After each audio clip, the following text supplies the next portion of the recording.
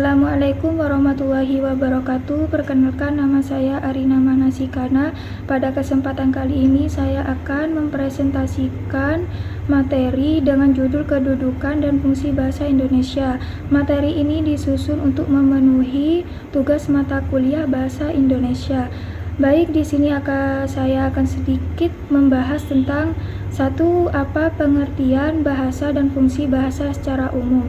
Yang kedua yaitu bagaimana kedudukan bahasa Indonesia sebagai bahasa nasional dan bahasa resmi diatur dalam perundang-undangan. Yang ketiga yaitu bagaimana fungsi bahasa Indonesia dalam berbagai aspek kehidupan berbangsa dan bernegara.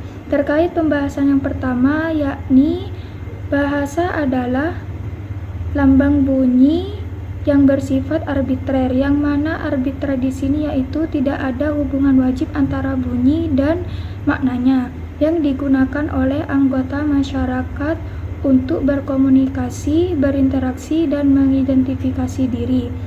Bahasa juga memiliki beberapa fungsi penting dalam kehidupan, di antaranya yaitu fungsi komunikatif, yakni bahasa berfungsi menyampaikan pesan, informasi, gagasan, atau perasaan dari satu orang ke orang lain. Contoh seperti ada seseorang mengatakan saya lapar, artinya orang tersebut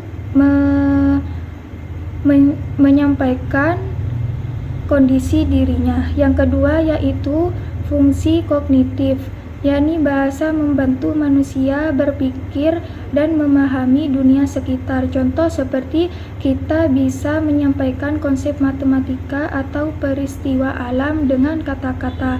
Yang ketiga yaitu fungsi sosial, yakni bahasa berperan membangun dan memelihara hubungan sosial antar manusia. Contoh seperti mengobrol dengan teman agar mempererat pertemanan, dan mengatakan maaf atau berterima kasih dalam interaksi sehari-hari. Yang keempat yaitu fungsi identitas, yakni bahasa menunjukkan identitas individu, kelompok, atau bangsa. Selanjutnya pembahasan yang kedua yaitu bagaimana kedudukan bahasa Indonesia sebagai bahasa nasional dan bahasa resmi diatur dalam perundang-undangan. Kedudukan bahasa Indonesia sebagai bahasa nasional yaitu bahasa nasional adalah bahasa pemersatu bangsa, identitas nasional, dan kebanggaan bersama. Contoh seperti semua warga Indonesia dari berbagai suku dapat saling memahami menggunakan bahasa Indonesia. Yang kedua sebagai bahasa resmi negara, yakni bahasa Indonesia digunakan dalam administrasi negara, pendidikan, hukum, dan rapat formal. Contoh, undang-undang ditulis dalam bahasa Indonesia dan rapat dinas pemerintahan menggunakan bahasa Indonesia. Terkait pembahasan yang terakhir yaitu bahasa Indonesia tidak hanya berfungsi sebagai bahasa nasional, akan tetapi juga berperan dalam berbagai aspek kehidupan. Di antaranya yang pertama dalam bidang pendidikan, bahasa Indonesia menjadi pengantar dari SD sampai perguruan tinggi dan menjadi mata pelajaran wajib. Yang kedua dalam bidang pemerintahan, bahasa Indonesia digunakan dalam peraturan, surat resmi, pidato kenegaraan, dan administrasi pemerintahan. Contoh, Presiden menyampaikan pidato kenegaraan dalam bahasa Indonesia. Yang ketiga dalam bidang media massa, bahasa Indonesia adalah bahasa utama dalam berita, hiburan, artikel, dan informasi melalui media cetak, TV, radio,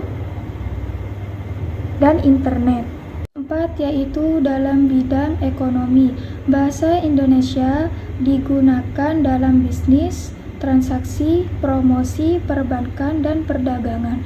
Dan yang terakhir yaitu dalam bidang sosial budaya, bahasa Indonesia menjadi alat pelestarian budaya, penghubung antar suku, dan lewat bahasa budaya dapat diwariskan. Jadi kesimpulannya adalah bahasa Indonesia memiliki kedudukan dan fungsi yang sangat penting dalam kehidupan berbangsa dan bernegara.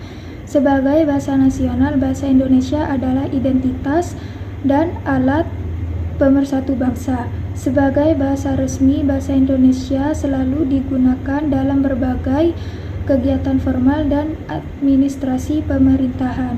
Demikian penjelasan dari saya pada kesempatan kali ini. Apabila ada kekurangan, mohon maaf yang sebesar-besarnya. Terima kasih atas perhatiannya. Assalamualaikum warahmatullahi wabarakatuh.